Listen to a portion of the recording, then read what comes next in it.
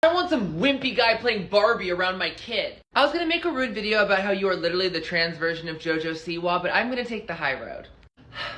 Just because I'm feminine doesn't mean I'm wimpy.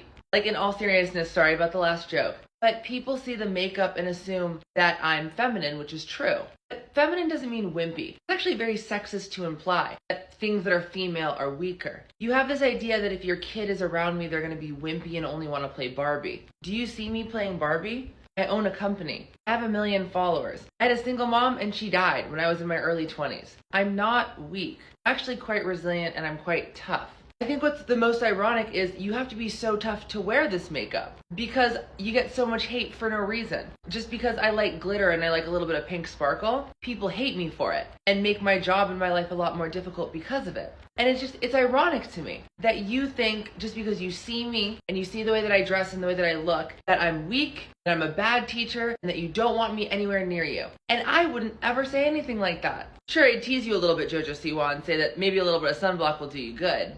But I would never look at you and judge you and say, I don't want you around my kids because you look a certain way, or you think a certain way, or act a certain way, when that way of thinking, feeling, and acting isn't hurting anyone. What if I looked at your account and was like, bro, you need God to ski down a mountain? I don't want my kids around somebody wimpy like that. Do you see how insulting that is? It's insulting to your religion, it's insulting to what you believe, it's insulting to how you feel, and also I don't believe that for a second. Trust me, I was skiing the other day.